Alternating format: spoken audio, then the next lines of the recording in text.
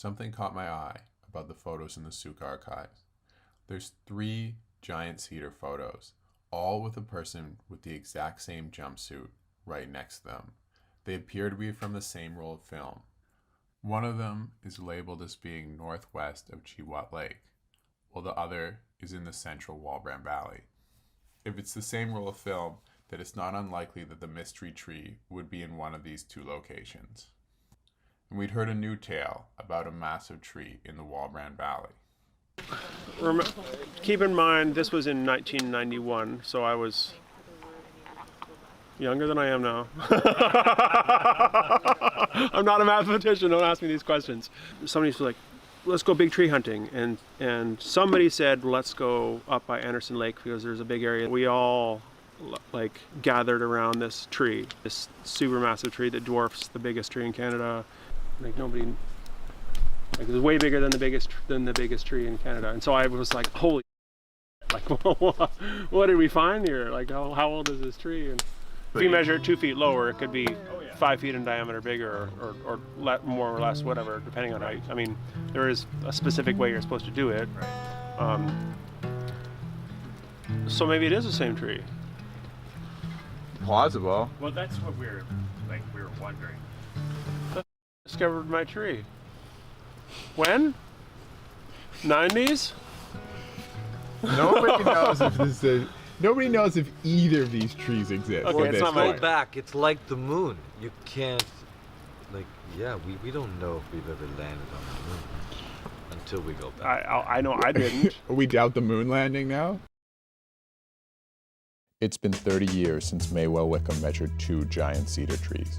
One he registered as the largest tree in Canada and the largest western red cedar in the world. But it was the smaller of the 2. The other he kept a secret, taking its location to his grave. Decades later, the hunt has been sparked again, and a new generation of tree hunters is racing to find Maywell's mysterious giant.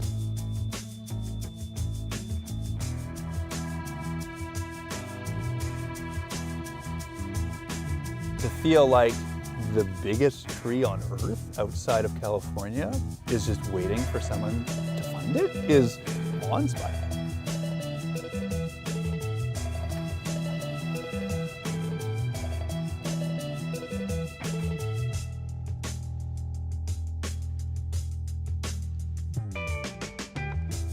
That's record redwood and sequoia size. So if we have something like that here, what else is out there?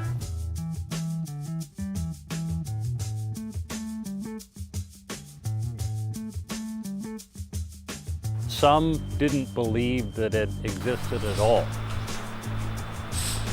I think as a myth, it serves the truth, which is what good myths do.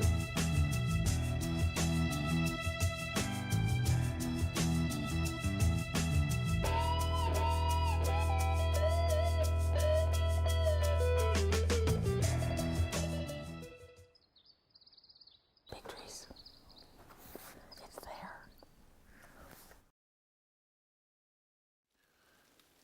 This is the central Walbran.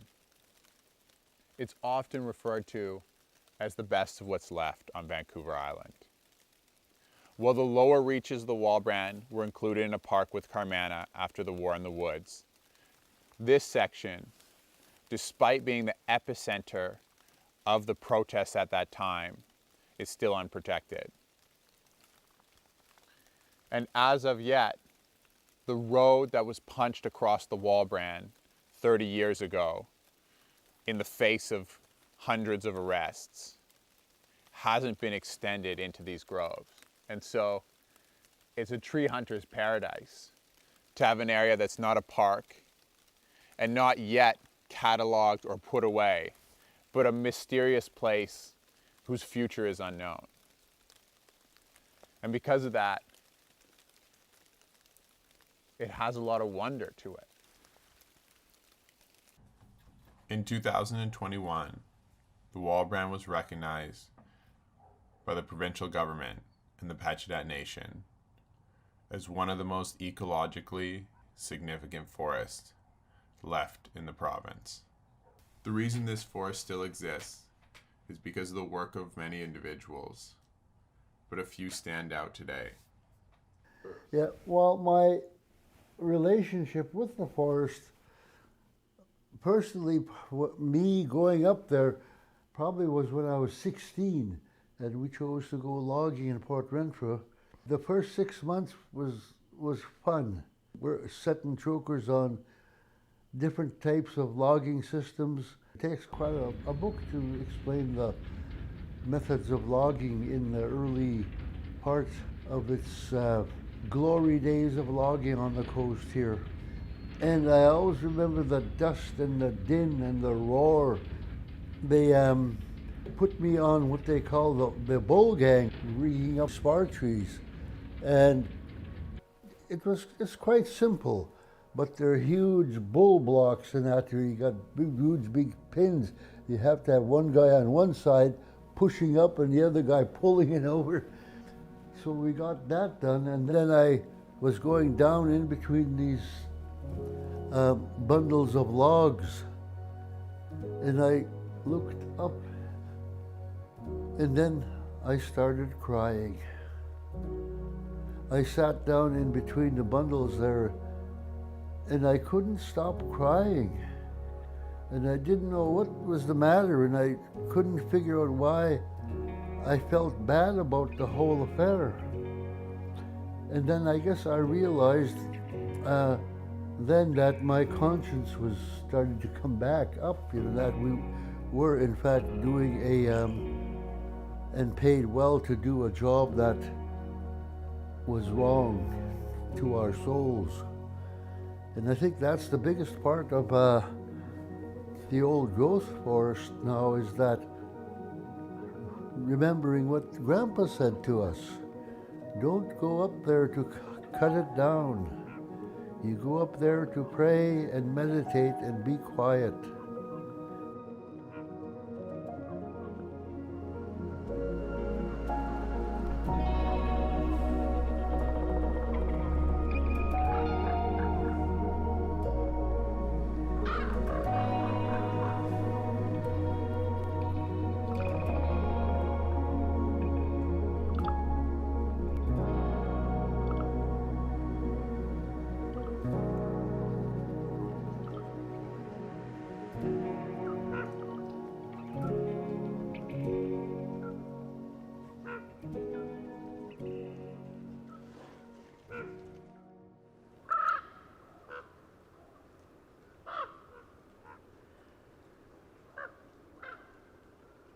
I really connected deeply with that place on many levels, with the forest, with the trees, with the people, and with the Walbran River, with kahaks.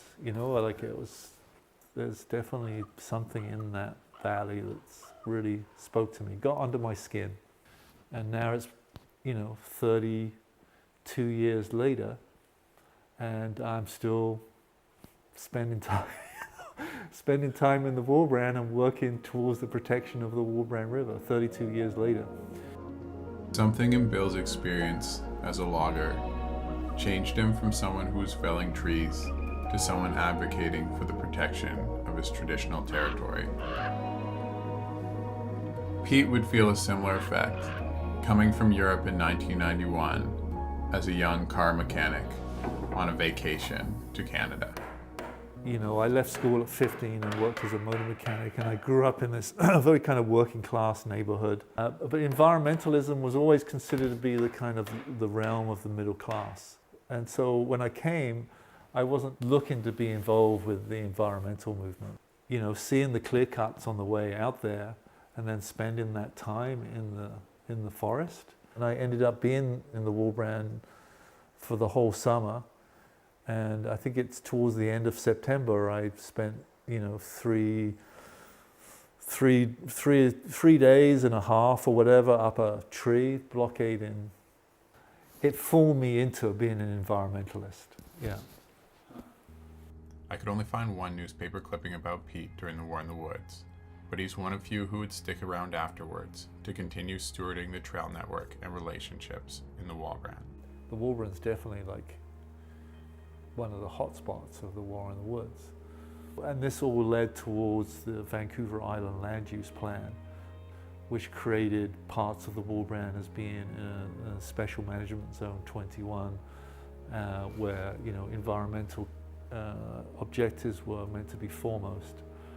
And then, and so then over the years, especially with the Liberal government, those legally binding objectives within the Vancouver Island Land Use Plan were really quite undermined, terribly undermined. And I think that kind of undermining of the Vancouver Island Land Use Plan has led directly to the blockades that we're seeing there at Fairy Creek.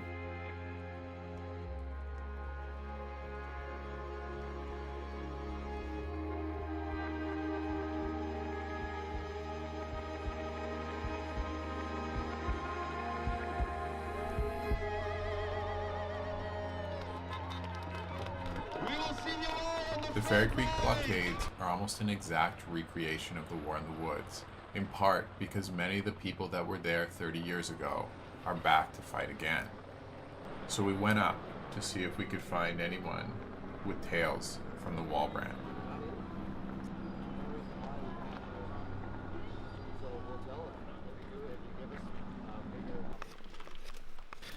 In 1991, there were blockades going on in the Walbran Valley.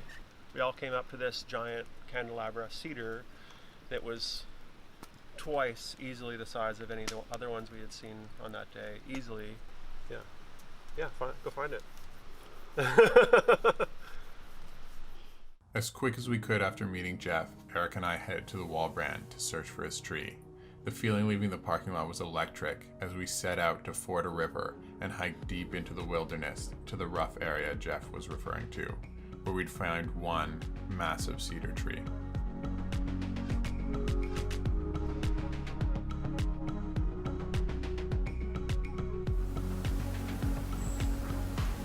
You know how much more stoked we'd be if we weren't hunting for the biggest cedar in the world?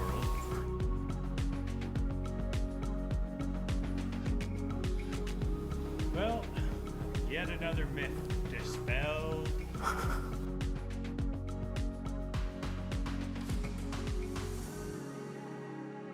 Eric thought we might have found the tree and that it just wasn't 30 feet across. I wasn't so convinced, but as we returned, we couldn't help but notice the beautiful trail work that Pete and other volunteers had been doing over the last decades.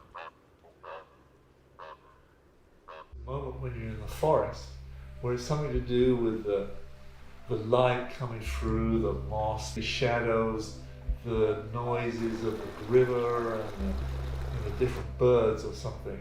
But there is this little moment, and I felt those moments when I've been out there. But to have those nice trails where you don't have to constantly look at your feet in case you're going to fall over, and they wind their way through those beautiful old trees, and maybe there is, helps to have that, maybe for other people to have that moment.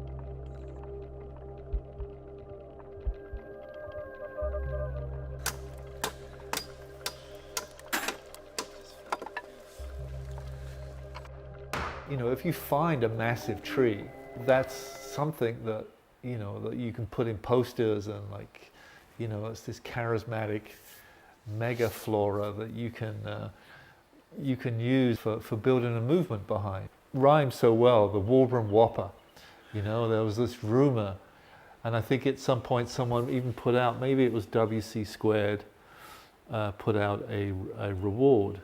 There was even like a poster, wanted, the Walbran Whopper with a reward on it. And I did hear the same story as your friend Jeff about the potential of this tree that's around Anderson Lake. That was the story, was up there somewhere as the Walbran Whopper.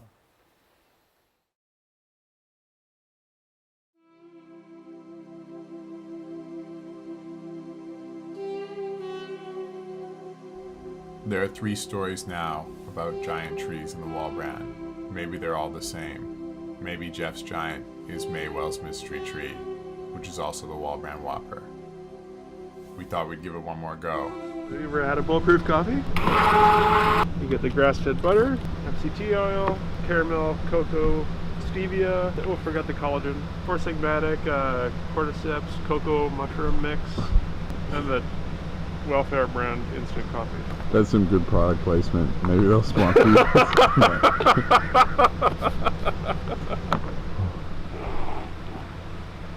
You want to try that?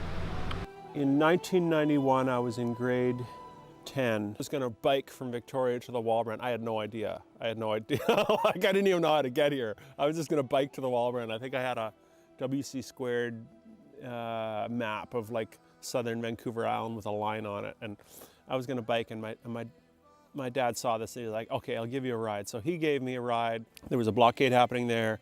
I got out of the truck. He just dropped me off, and there was a lot of intensity. The police are here, the loggers are pissed, the land defenders are choked, everybody. Like, I was just like, wow, this is cool.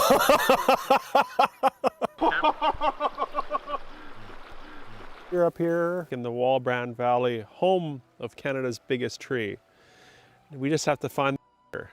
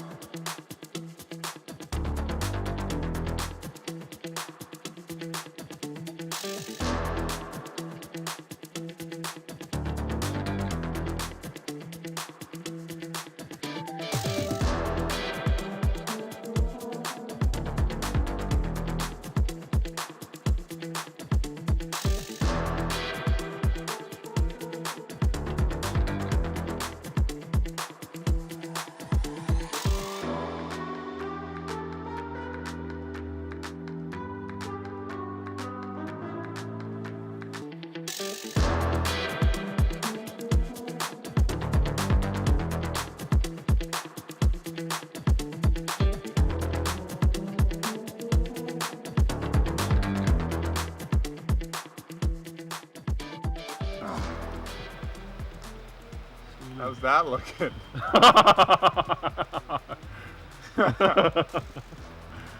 Oh, that's surprisingly purple. Oh my God. It's gonna be over 12 hours before we're back, I bet. Yeah. It's like 5 now. That's good.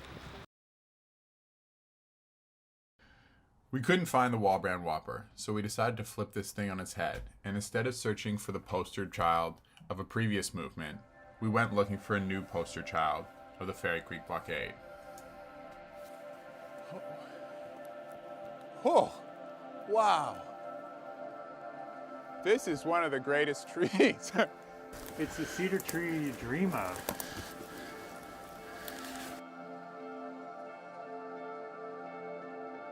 So great to see a good big tree like this. Incredible. This is one of the best, I would say.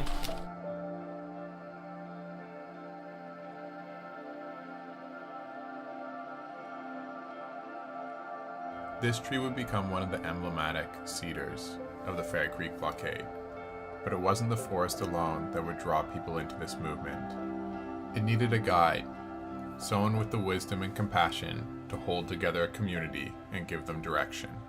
Grandfather said, Sonny, don't you go up to the forest and cut them trees down. They're there for our people. It's the coming and going place of all the spirits, including you. He said that we have to go up there and pray and meditate. Bill is a Pachadat elder who knows the history of the coast and will put into context the idea of discoveries like finding a tree here on the west coast that has so much cultural and human history in the forest. My earliest forefather came from the States, what we now call the States, La Push, Washington, to Clallam Bay, and then to Klahoose, and where he wound up building 2 longhouses. And then the plagues hit, and so what happened was when the plague hit, we were in Klahoose. Our family was the Jones family, and they panicked after everyone had died. We better go look for help, and they started paddling. We'll go to Victoria and see if we can get medicine there. And they got as far as Port Renfrew, Pacheedaht. There was one surviving family there. Jasper Peters happened to be the chief there in Renfrew. He said, "Go away, go away." So they disheartedly started going back to Victoria, and then the tide changed and the wind changed. So they were disheartened and came back and said, "Can we stay here?" And he said, "Stay on the other side there, go over there." And you got to remember that the oldest in the group was 14, Uncle Willie, of a family of 14. You know, everyone over 14 or so died from the smallpox, and everybody under 3 died. So they moved into the 2 longhouses across the river there. And they were sitting there, and the Indian agent came into the cove, and he was mapping, or I guess you call it. And he says, "What's the name of this place?" And he was sort of overbearing and demanding to these young kids. And finally, they just guessed the name. They're looking at the foam at the mouth of the little creek, and it was rolling, tumbling as it entered the river, Grandpa said. And he said that, Pacheedaht.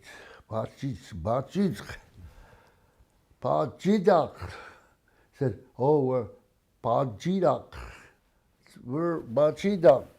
We're seafoam people." "Oh, Pacheedaht. Yeah, okay, Pacheedaht." It was a guest name. Bill's story of how settlers came to know his people as the Pacheedaht is quite a history lesson to me. There's so much in this story. To us, exploring for big trees, it's a reminder of what it actually means to discover something in a landscape that's been stewarded and cultivated for thousands of years.